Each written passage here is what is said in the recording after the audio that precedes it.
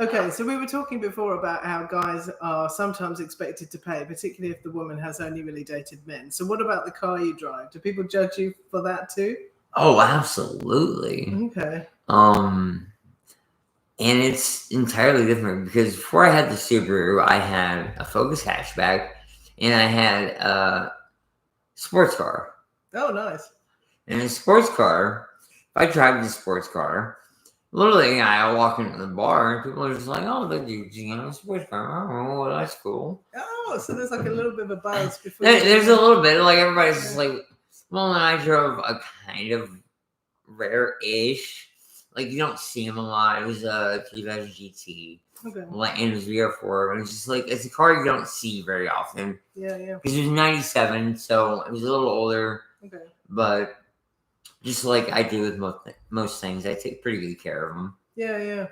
And it looked pretty nice and new because like if I'm gonna drive my sports car, it's gonna look nice. Yeah, yeah, yeah. No, that's great. It wasn't in great condition, but it looked good. Yeah, yeah. That's the main thing.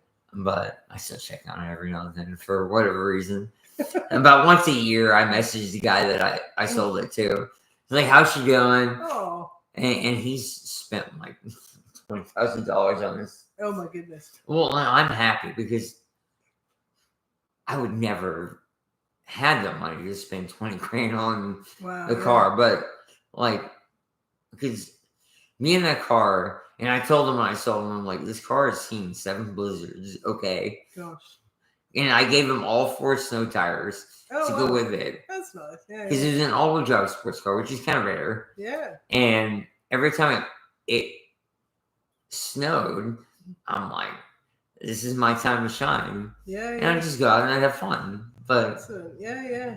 But yeah, cars do say a lot about you because it can be, are you responsible? It can be what you look for in a car. Do you like the fancy stuff? Do you like the typical whatever? Because I don't think it's a definitive thing, but I do think cars do say a lot about a generality. Yeah. Because like typically, if I see somebody that drives a Toyota, I'm like, okay, you're probably a pretty responsible person. You're kind of like, well, it's a very dependable car. It's a good car. I see somebody drives a BMW. Not all of them, but like most of them are kind of not the people I hang out with. Right. For lack of a better term. Yeah. Interesting. Yeah. It just, car does say a lot about you. So if a guy's looking to date more, maybe he should think about the car he drives? Well, no. Oh. I think he should be true to himself. I think if BMWs is something that calls you, you're going to attract people that like BMWs. Okay. Yeah. That's a good point. Yeah.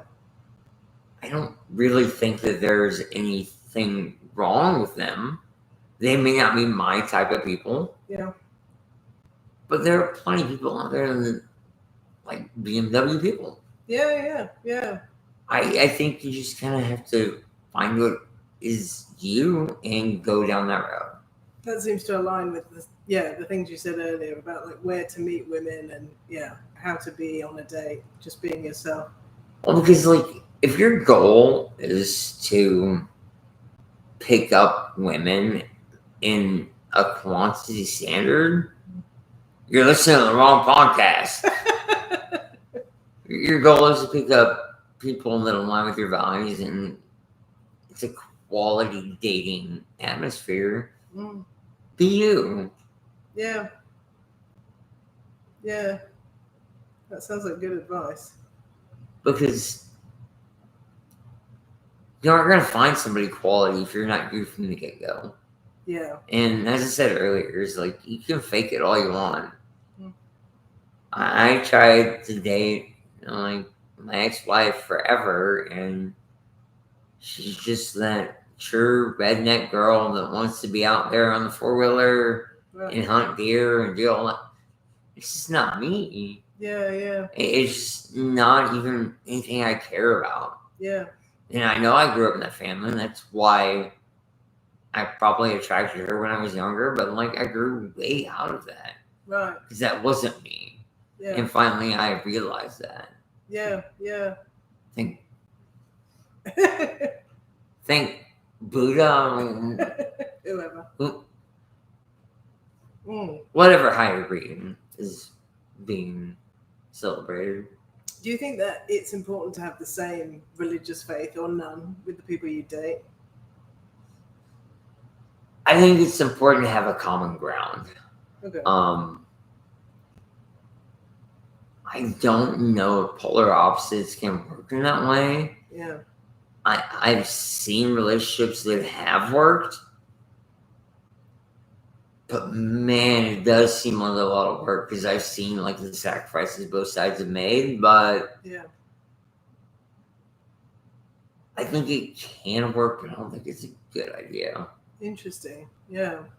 So if somebody has a strong religious belief or a certain faith, maybe they may find it easier to just try and find people with those common.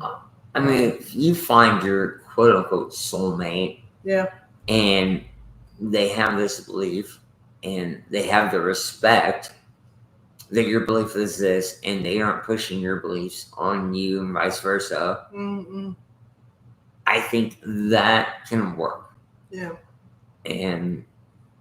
But if you're just out and about and dating and you're like, well, she's cute, I like her, but she believes this, I'm just going to advise against that altogether because Interesting. it doesn't sound like a good game plan. Yeah, yeah. Because, I mean, your odds go from like 1 in 10,000 to like 1 in a million.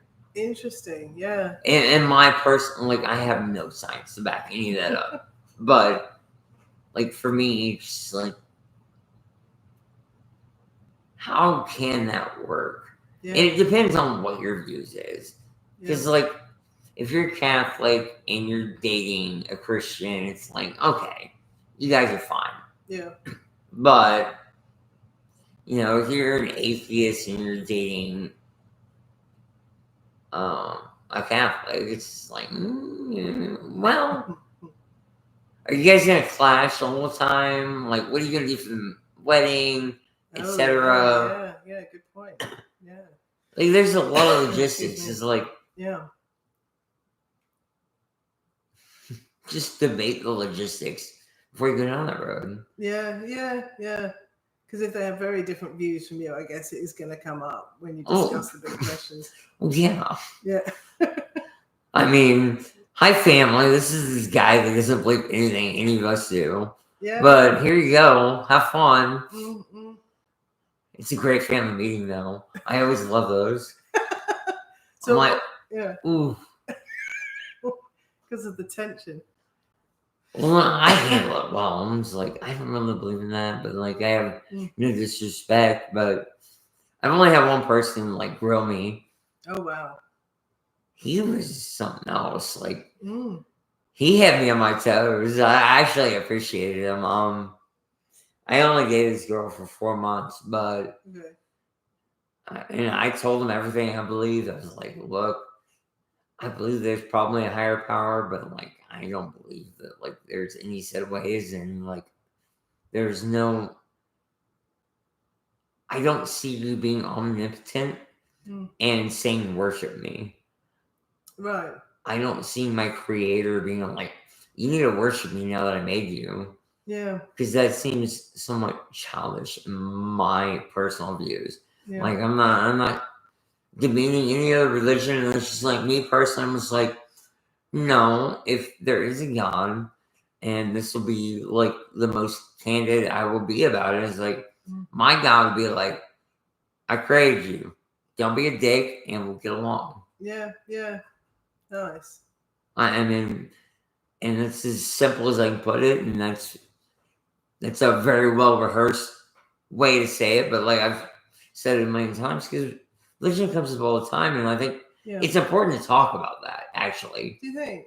Well, yes, because it's something that's important in a relationship. Like, if one person believes something, somebody doesn't believe in that at all, or has tepid or even aggressive views towards that, it's not a good thing. So would you get into that right in the first date? Absolutely not. Okay. First dates are just about, do we got chemistry? Yeah. Do I like you? Yeah. And getting to know each other. Hmm. I think that's more second or even third date material. Okay. Yeah. Because I think the first date, you kind of can't put a lot of pressure on it. Right. And talking about religion is immediate pressure. That's true. I mean, it's just immediate pressure. It just is. Yeah. Yeah. So even if your views align, you were literally throwing your guard up immediately. Okay. Yeah. Yeah. So no politics either on the first date. Yeah, I will change my view on that one. I won't go into deep politics, but I will at least want to know that they are not a trash human. I'm not going to get too deep into politics, but I'm like, you literally don't care about people, and I don't care about you. Interesting. So for the first date, you might just kind of get into some of those topics. And it won't be on purpose, but honestly, that's just kind of the thing that slips out. Because, I mean, for me on first dates, like, personally, I like a little bit, I don't like to get hammered on the first date, but I like a little bit of alcohol to alleviate all of that pressure on that first date. Sure, yeah. Makes it a bit less awkward. Because there's a lot of people out there that are not awkward. I've got too many problems, so I'm just like, no, let's just solve this problem real quick. Let's talk about stuff we didn't need to talk about on the first date. But yeah, because religion, I'm on, and I will make it unless it gets really deep. But that's usually because you got all that chemistry flowing, and you kind of know.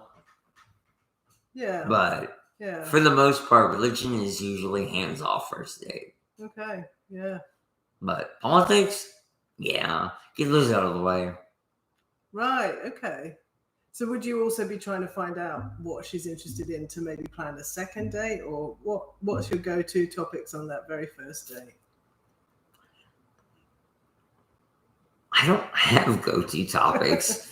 I play it by ear. Okay. Yeah.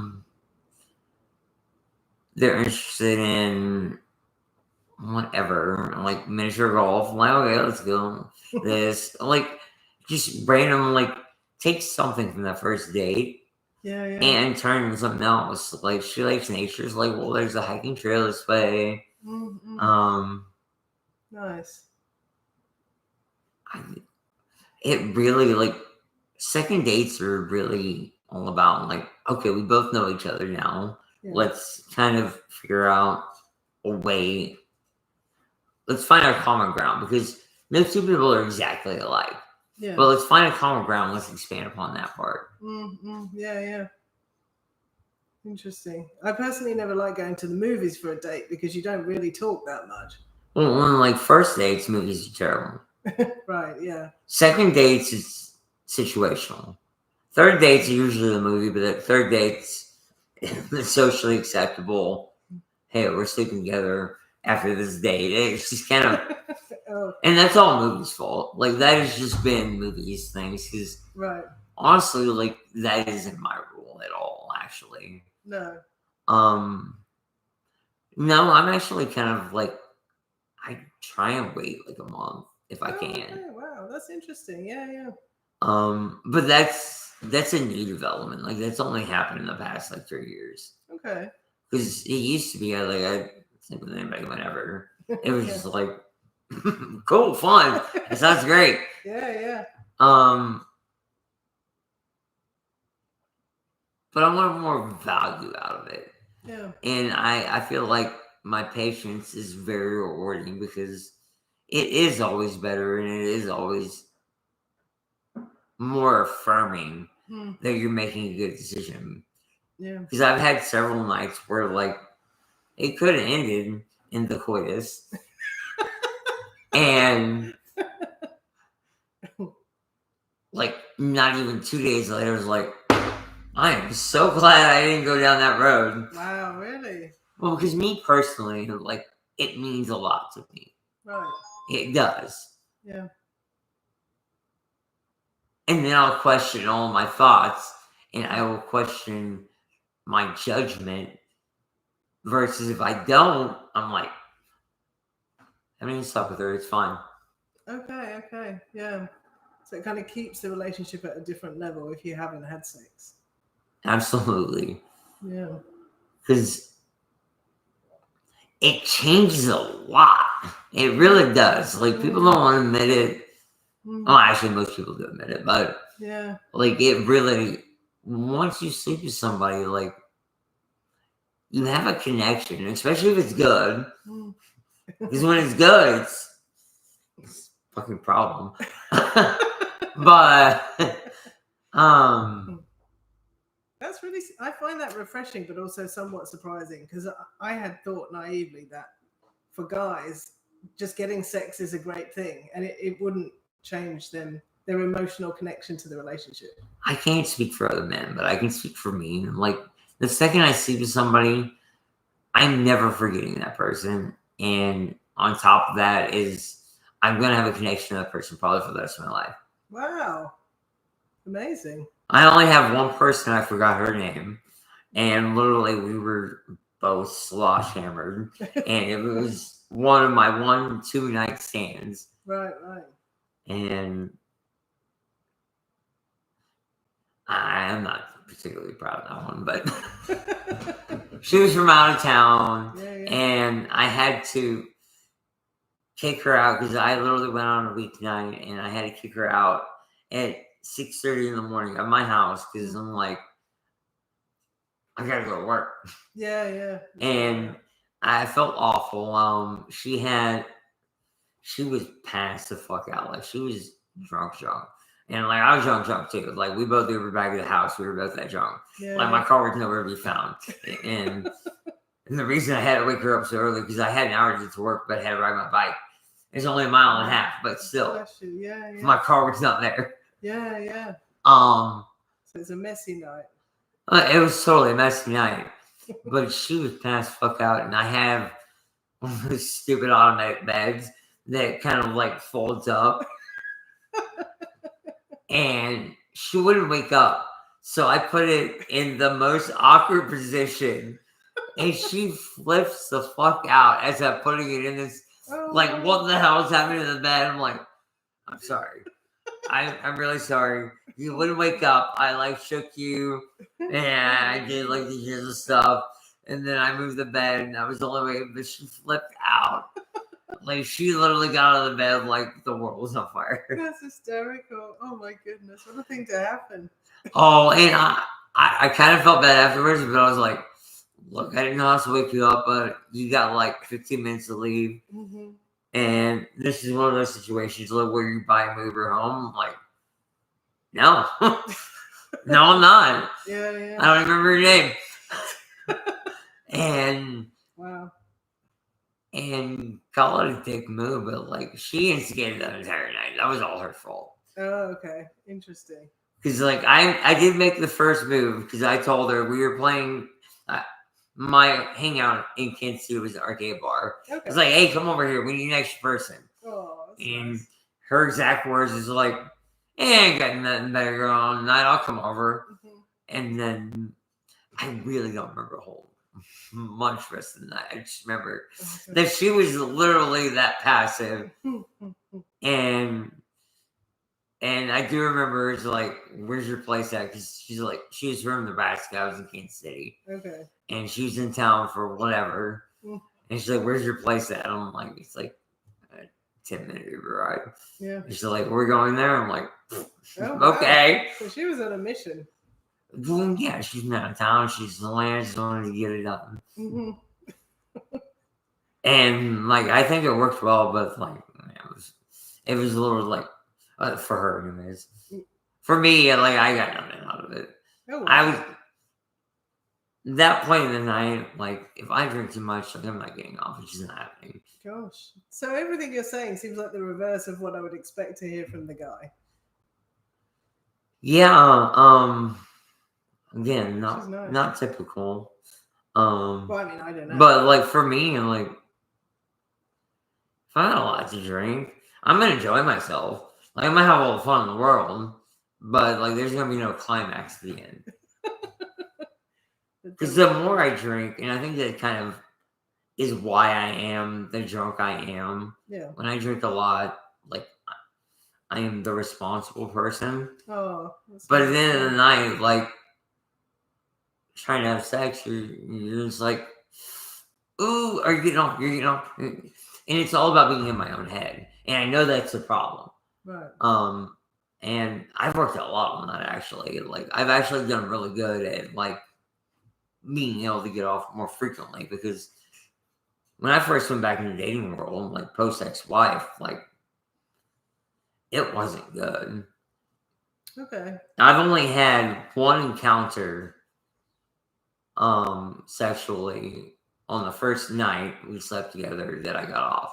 Oh wow. And that was 3.5 hours later. So I don't really count that one, but she also became my girlfriend for 4 months because I appreciated the effort. I was like, because she's like, we're not going to bed until it happens. And I'm like, okay. Gosh. You asked for this. And she had this sex set list. It was about 12 songs long. Oh, wow. And 12 songs for 4 hours. You hear them all over and over. Oh my God, that's hysterical. I love Which I was like, really, your sex set list is 12 songs long? Who are you sleeping with? That's all she needed. Oh, Because she was very sex positive, and like I had no problem with it at all. But like also, I'm like, who are you sleeping with? And like your list is 12 songs long. That's Come on. That's gonna be like what, 15 minutes? No, a little longer. Well, we'll just say the average song is 4 minutes. It's okay, 48 16, minutes. 42. Oh right, okay, yeah. So 3/4 of an hour and you're done. I mean, that's funny. My first endeavors are never that short. It's just like, no, this is game time. It's a resume. It's like, here, this is what you look forward to. Yeah. I mean, I can still perform post that, but like, as a guy, I'm like, the women has the power when it comes to sex. It's interesting. Well, because they're harder to get off than men. Men are traditionally very easy to get off. Right. I know I'm slightly atypical, but like, they have that power there because they are the harder ones to get off. Right. So do you think? And I'm really great at the beginning because it's like, no, I'm just nervous in my head and it's not going. Yeah. But then after that, it's like, no, you got to go 1 or 2 times before I even think about it. Right. And is that the norm? Is that the expectation? No, that is not the norm for guys. Right. I mean, we talked about memes earlier. There's about 72,000 memes about men can't find the clitoris. Oh yeah, that's true. That's what I hear. Yeah, and I can't lie. Like, it took me a long time to figure that out too. Right. But like, luckily being married for 13 years, eventually she's like, "Hey, it's right here." Oh my God, I can just imagine. So do you think that the emotional connection is important for, not important for guys, but do you think it changes the way that sex is? I can't speak on behalf of like all guys. I think for me, an emotional connection is the difference between good sex and just like, that was not worth my time. Wow. Yeah, that does to me. I mean, I don't know much about guys, but yeah, it sounds unusual. But maybe I'm wrong. Because there was a time in my life that I was just like, yeah, I'm having sex with somebody. But that was literally, I was 33 and I hadn't had sex with anybody else. Yeah. In my entire life other than my ex-wife. Sure, yeah. So after I got kind of like past that point of where I went out there and lack of any better terms sowed my royal oats and kind of like, yeah, I can do this. Yeah. I realized how empty all of that was. Right. And I know plenty of men and if any of my friends listening that are that guy, I'm sorry, but like I know plenty of them that are just like, no, it's good for me. Like it's all I need. Yeah.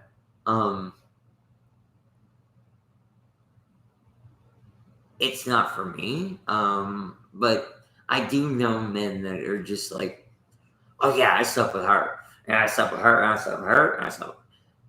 Right. And not really an accolade. For me. Yeah. I can't lie. The flip is you talk to those friends that are like that, and they're like, blah blah blah blah. Because you've been dating, and I'm like, oh, here's a picture, and you'll be all like proud, like yeah. Mm-hmm. But I think that's a guy thing. I think that's something that like I'm not necessarily proud that that's a part of me, but yeah. And I've worked on that not being a part, but like you still do it. Right. But also you're just like, yeah, I date this person because that's how quality of a being I am. Yeah. That like this person was interested in me. Okay. Kind of bragging rights. Yeah, and like coming from Kansas City, like that's something that's hard to untrain. Yeah. Because like as I said, it's a very machismo, cowboy-esque personality type town. Yeah. And like I love Kansas City, City of Fountains, beautiful city, a lot of good culture, but there are definitely some areas that just need a little bit more culture in their lives. Right, okay. Yeah. Well, it's a wonderful place here in New Orleans for culture. Well, culture-wise, it's the reason I moved here, but... Yeah, sure, yeah. So have you got any advice for women on the other side of all of this when it comes to sex? Oh, I mean... I don't know necessarily about advice, but like... I mean, I would give it the same thing as like, is it worth it? Right. Yeah. Don't do it for anybody but yourself. Yeah, that's true. Yeah. Because, I mean... I don't have anything other than that. Is like, is it worth it? And is it going to have value in your life? Like, if you sleep with this person, is he going to do anything other than get off a physical need that we all have, unfortunately? I would be happy to do away with it. Oh, wow. Oh, dear. Oh, if I could get rid of that feeling, I'd just be like, man, I could be so successful. Oh, gosh. Interesting. But, yeah. Like, if you know it's not going to be good afterwards, and just having dated several women, like, if you know the sex isn't going to be good, and you know the guy isn't good, why are you doing that to yourself? Yeah. It's like, and I just, because I'm very open, like, when I talk to people, and usually when you're on dating apps and you're dating several people and you're open about dating several people, yeah, people will talk to you about the current people they're dating. Okay. They just will. Yeah. Or the people they just dated, doesn't matter. Yeah. And the horror stories you just hear. Yeah. Because I know you mentioned earlier about like the random dick pics that like all of them get. I'm like, trust me, I get that one having downloaded Grindr for my first gay experience. Like, and then my current recent experience where I had like 6 Grindr accounts created by my ass. I'm so sorry. That was not. No big deal, but like dick pics is just kind of like, and like any men listening, you're like, that ain't the way to go. Come on, like I don't care how proud you are. You can be wrong, fucking Jeremy. And I'm like, come on, be at least decent for human. Yeah. Nobody wants to touch it unless you're decent. Yeah. I don't get where they came from in the first place, dick pics. Who thought that was a good idea? I mean, maybe I don't know. Like, I've known enough guys in my life that men are just really proud of their penises. Right. And they can't wait to show it to everybody. Yeah. I said, sorry for listening. I've had friends just be like, hey, check this out. And I'm just like, Dude, I don't want to see your pecker. What the hell? That's crazy. Because, of course, alcohol is involved, but it's like, why are you pulling your pecker out? And I guarantee you, probably 9 times out of 10, when a guy sends a dick pic, he's probably drinking. But still, Okay, like, yeah. why? That makes more sense. Yeah. I have only sent dick videos, and they've only been requested. I have never sent a dick pic. Okay, back up. I don't know what a dick video is. Okay, so, like, for me, it's like, well, what fun is just, like, a singular picture? I would like a video, and I would like to show you, like, what's going on, and I was like me being involved in that video. Goodness. Okay. So, and it usually involves me climaxing because, like, that's the part of my life, right? Like, if you're gonna give a video, or if you're gonna give something to somebody, I'm like, no, here, have a full thing. Because the only time I will send a singular pic, I will give it hidden behind clothes or just underwear. Okay. And you just get the dick print. And that's the thing, where you just get dick print in underwear. Okay. But, like, so girls if wanna somebody's see- requesting just like, I want to see how hard you are right now, I'm like, okay, well. Oh, I see. Okay. Well, and that question usually only gets a stroke. It doesn't get the climax, but Right. Okay. but usually that question is followed back by, like, show me more. But Oh, well, that's good. So you're handling it correctly then. well, I just think, I don't know, pictures of dicks are kind of like. Plus, you get to sit there and judge it. You're like, I don't know if I like that vein placement there. That head's a little disproportionate. I don't like that curve. Oh my goodness. Wow. Like, there's just. Actually, that is a very good point. I'm thinking it through because if a woman sends like nudes, there's a lot of different things she could play up. Maybe some aspect of her looks really great. Yeah. Whereas with guys, it's down to that one, like, very small part of his physical being. Yeah. And, like, I'm a guy that, like, I can't be like, here, look at my abs. So, like, I have a 6-pack, but I'm drinking it right now. That's funny. But, Yeah. like, yeah, we don't really have, like, we're sold off of our face and our personality. Right. And I think that's kind of another thing that approaches a different topic is, like, Yeah. Excuse me. I kind of dated all around, but, like, I think most men are much more shallow than women. 'Cause, Right. like, I think there are a lot more pretty women that date quote unquote ugly men. Like, I don't necessarily think any person, I think they're just a unique person. But Right. I think women will date down physically where men will not date down Okay. as much. Yeah. I definitely think that is a systemic problem with society, but also society's also driven us to do that. Because Interesting. every single woman you see on TV, I would say even 2019, I think we're doing a lot better job of getting a larger plethora of real women into the media. Right. Yeah. But we're nowhere near there. We need to do a better job. But Mm. I think that it's just like everybody that's grown up, because everybody that's in their adulthood, Yeah. we'll go back 18 years. Like, that hasn't been the way for long at all. Right. Like all different body types. And, Yeah. Yeah. And Mm. I am fully victim of it. Like, I know I have a certain type, and I know what my type comes from. My Right. therapist actually made me create a folder of all the people that influenced my dating type. Wow. What an interesting exercise.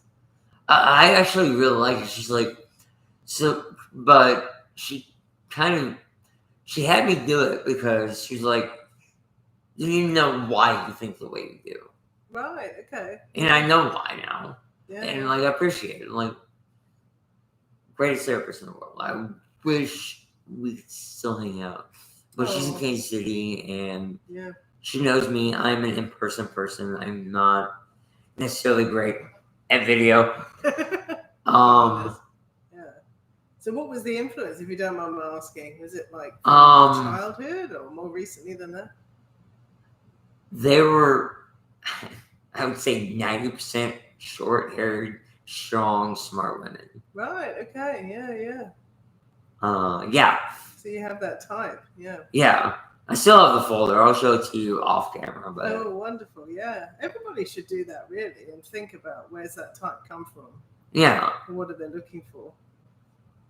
Yeah. But yeah. Interesting. I don't think I have a type. I should try and do that exercise and just see if there is any common ground. Yeah. Well, think about back to when you were like a childhood, or did you just fall in love with like the aspect of love? I mean, to start with, I was so grateful that any women were interested, because I guess I'm somewhat unusual. I grew up thinking that nobody else was a lesbian, that nobody else was gay. So I was going to be alone my whole life, and I couldn't tell anybody about this thing I'd invented. Can you believe that?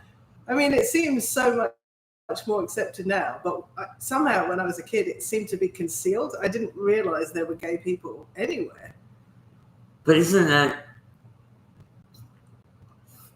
And that's kind of why, like, I have faith in humanity, because, like, isn't that great that, like, now you can kind of be like, hey, I know it would have been greater when you were growing up, because, like, I would wish that for you, but, like, at least that we're making steps. Yeah. And, like, yeah.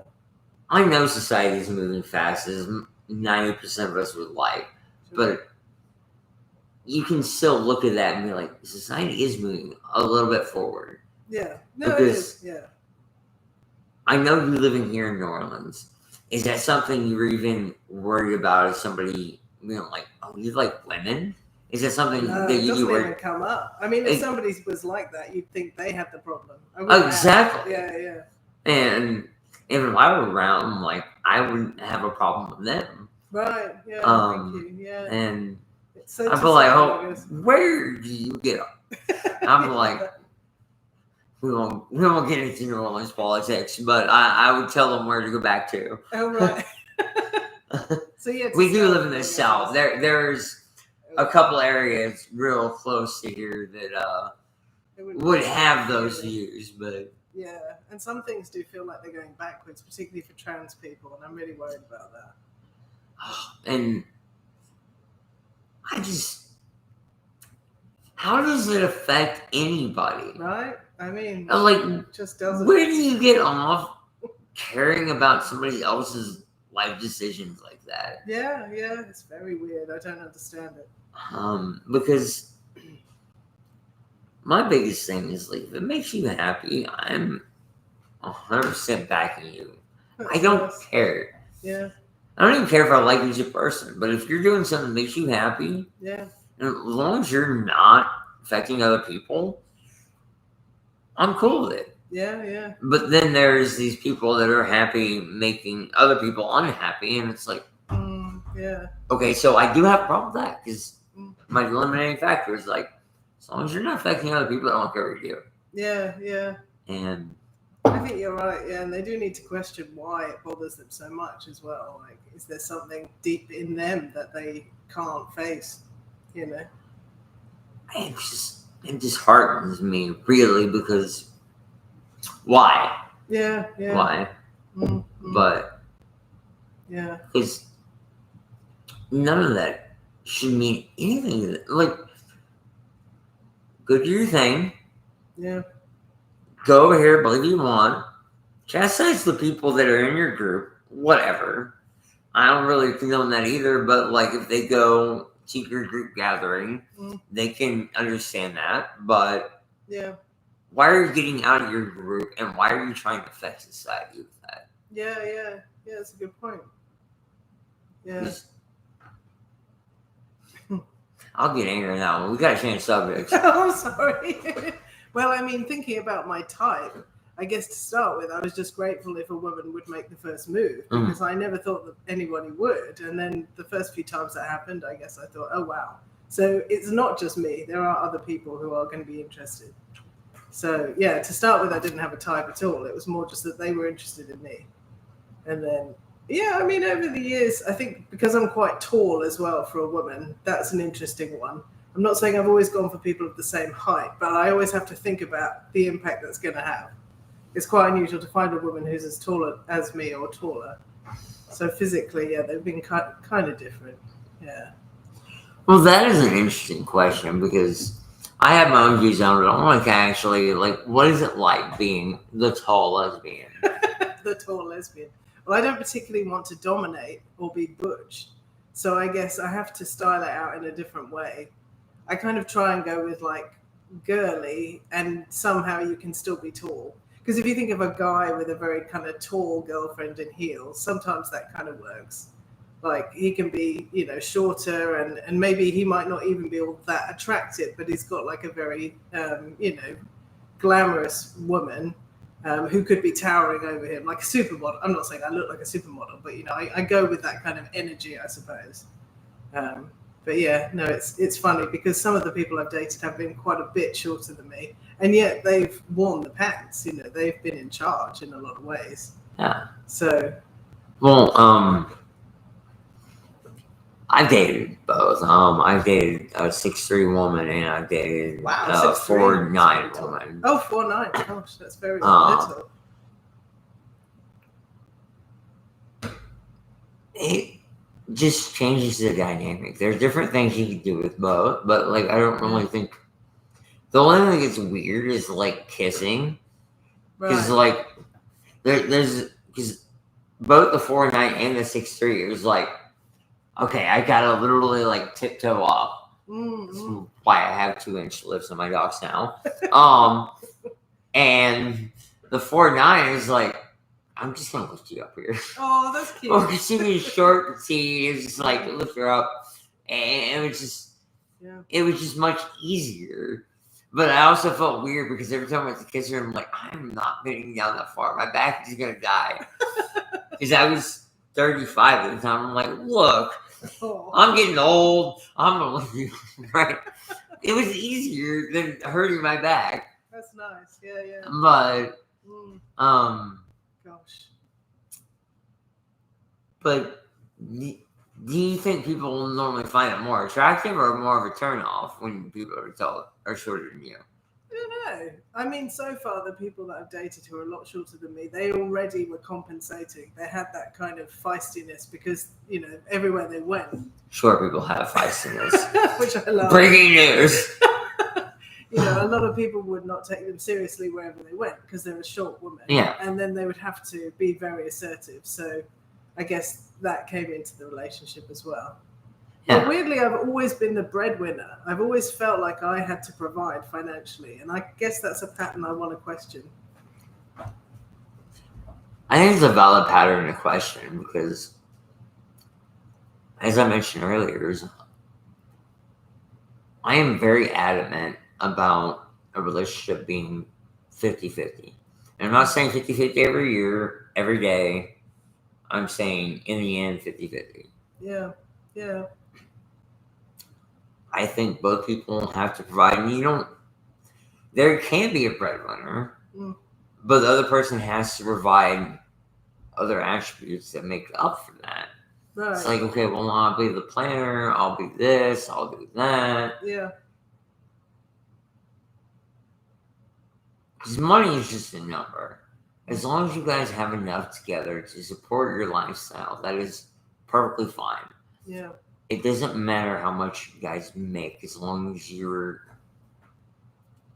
compatible in what you're making. And like I don't even demean like relationships where one person doesn't work and the other one does. Right.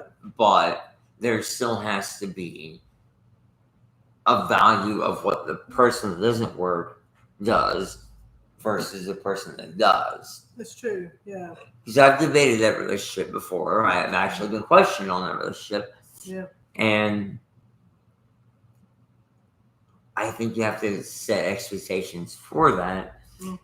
And there has to be, in a relationship, as I said, my goal is 50-50. Yeah. In the end, it probably is going to be 60-40 one way or the other. Yeah. In reality. Yeah. Somebody's always going to give more. Mm. That's just, I haven't seen a relationship where, because my grandma and grandpa, for example, Oh, were married for 6 years, right? wow, 6 years. that's lovely. My grandpa did all of the hard work. He built his own house. He's been paying 40 years. Yeah. But like my grandma basically was the brains of the operation. Oh, really?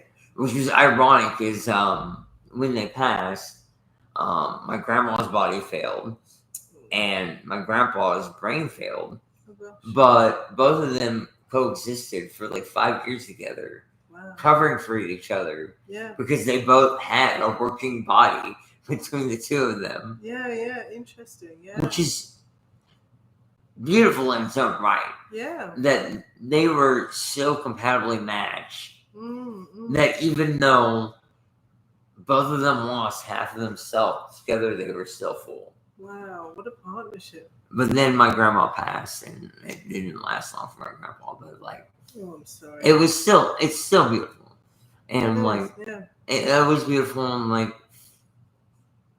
that is tragic. We all have to deal with it, but like, yeah, they live their life, and trust me, they live great lives. So that's wonderful, and they got to experience that kind of love too. So, gosh, I'm more envious than I'm sad. I'm sad they're gone, but like, yeah, I'm like, if I do that, I'm gonna be 90 something. Then, well, I got my grandma's or grandpa's brain, so. Oh, good. Oh No, bad. If I make it to 80 and I'm still sane, please. I'm sure you will be. I just hope they fix Alzheimer's before then. Oh yeah, well, I'm envious because it seems so simple, doesn't it? You know, I mean, no.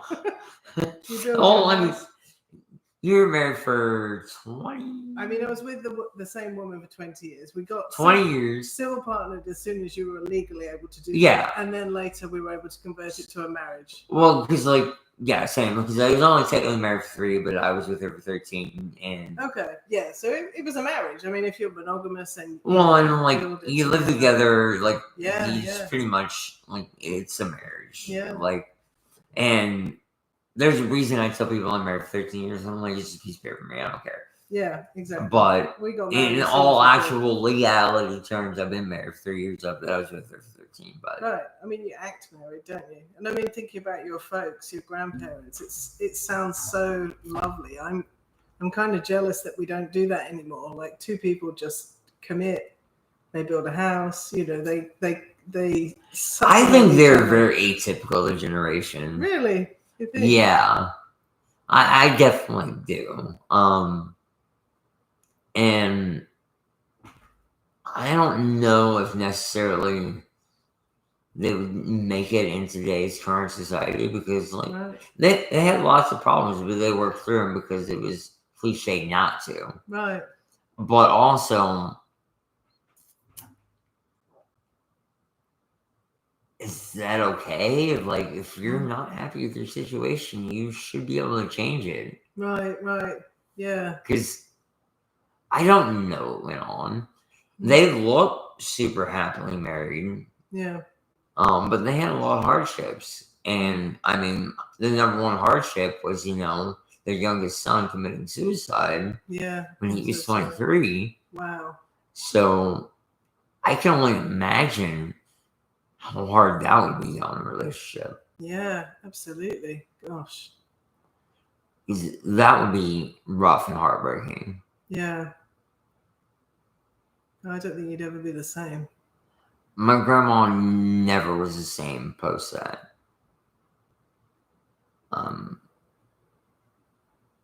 TV.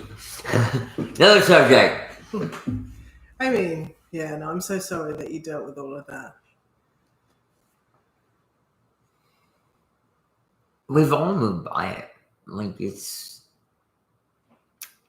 not gone, it's not forgotten, but it's been a part of our lives, and now it's just a snack in that stairs of life. Yeah. You don't forget it, and you still hold on to it, but, like, you gotta keep climbing. Yeah. That's a really good way to put it. So yeah, I mean, I hope that I find that again. I was with the same woman for 20 years, and we were married. I'm not sure whether or not she cheated, but that's probably not for the podcast. But I never did. I never did. I didn't even think about it.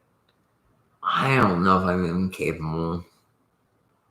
I couldn't even. I almost tried once, and I didn't even come close. I was like, nope. So what? If you don't mind me asking, what tempted you?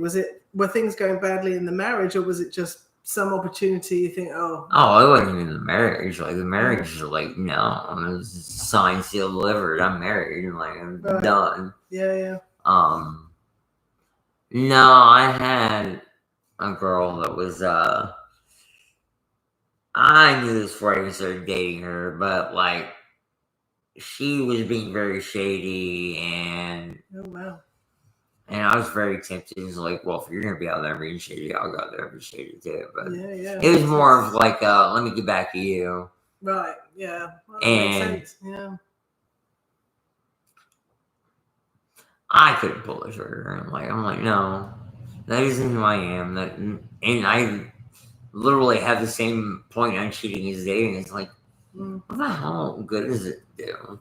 Interesting. I'm like, no, I'm just gonna end it with you because you're being shady. Like, there's no point in me going out there and cheating on you. Yeah. In fact, it probably hurts you more that I just said, no, I'm good. Yeah. And you fucked up. Yeah, that's exactly what ended my marriage as well. I think not the cheating so much. It was more that I knew that I had given everything over all those years, and I'd supported my partner, not just financially, but with every change she needed to make to be happy in her life. And, like when we moved house because we wanted to buy a house and we couldn't afford to buy in London. That's very common. People move out to the suburbs.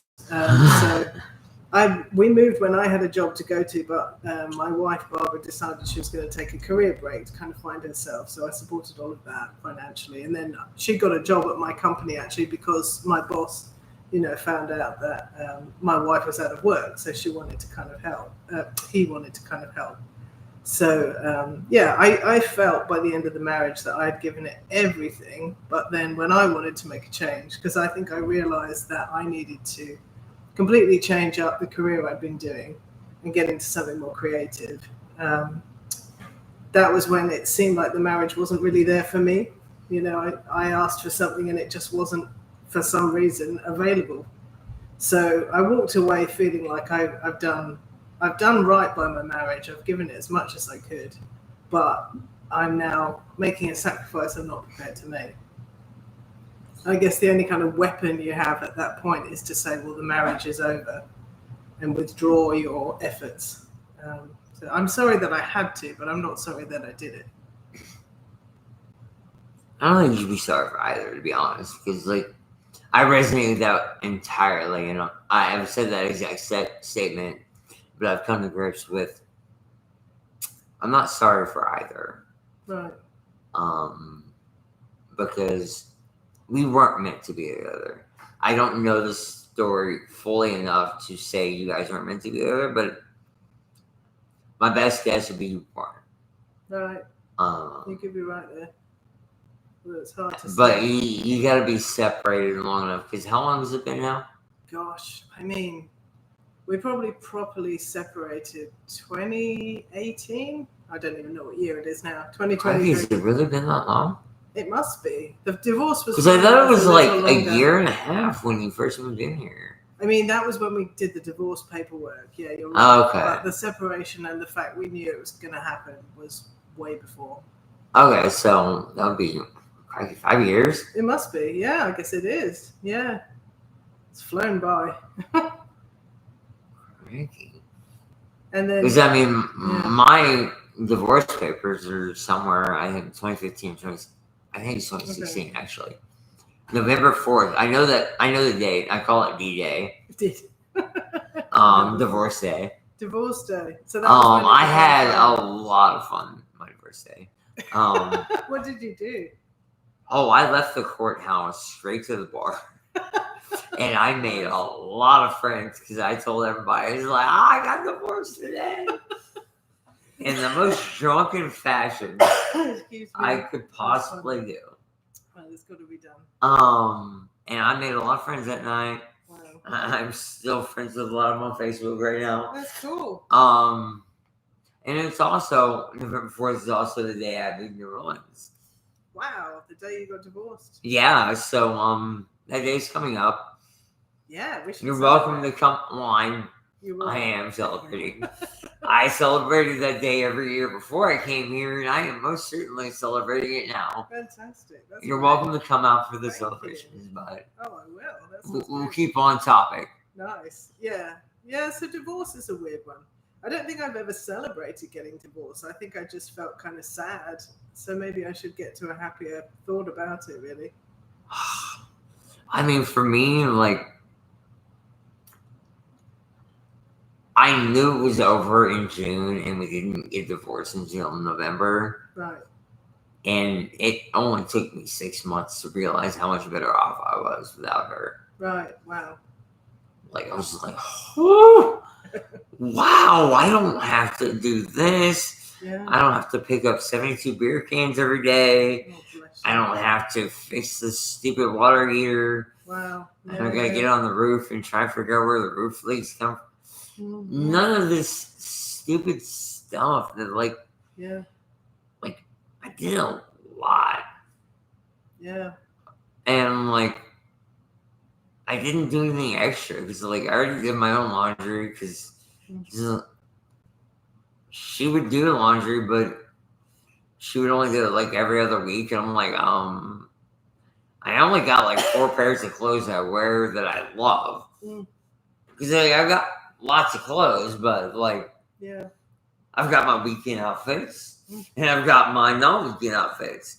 So if you only clean it every 2 weeks, it's like, well, I need my weekend outfit. Right. Yeah. Like, I don't got a lot of money. I'm like, I got, like, I normally carry, like, a couple pairs of weekend stuff. Now I'm doing a little better. Yeah. I've got, like, 6 pairs. But nice. Now I go out during the weeks every now and then because, like, in New Orleans and, like, it's playing here. Mm-hmm. Yeah. So, like, I gotta have all that. Interesting. Yeah. But, like, I was just like, so I did a lot of my own laundry. Like, my life literally got no more complicated when I left her. It actually got a lot less. Oh, wow. Less cleaning, less problems, less food costs. Gosh. So it was hard maybe for you to see what your marriage had been contributing then. It was very hard when I saw how much I sacrificed. Right. Because I gave away a lot of myself too. And I didn't realize that until actually I kind of knew, but I didn't fully comprehend until I told her I was moving here. Wow, yeah. And we hung out. I took Freya, we went to the dog park, and I was like, hey, come have a few drinks at the dog park. Because I had a bunch of group of friends that we would hang out at the dog park. I'd bring a cooler, they'd bring smokes, and like we'd all just hang out and chill. Only a couple people showed up, but like for the most part, they kind of did the walk around the dog park. Yeah. But me and my ex sat there for 2 hours. I'm like, I have nothing left in common with you. Wow. At all. Yeah, yeah. And I appreciated that because before that, I had the kind of nail in the coffin. We booked a cruise together before like the final cheating thing. But I had the final nail in the coffin where I had to spend 7 days on a cruise with her. Right. And we already paid for it. So first couple of days, great. It was like, I didn't know we had good sex anymore, but like it was there. But like, well, because like literally we'd not been like talking at all for months. Yeah. But like literally after all that was done, it was like, it was just, I don't want to down the dog too much, but like for me, it was just babysitting for the rest of the cruise. Right.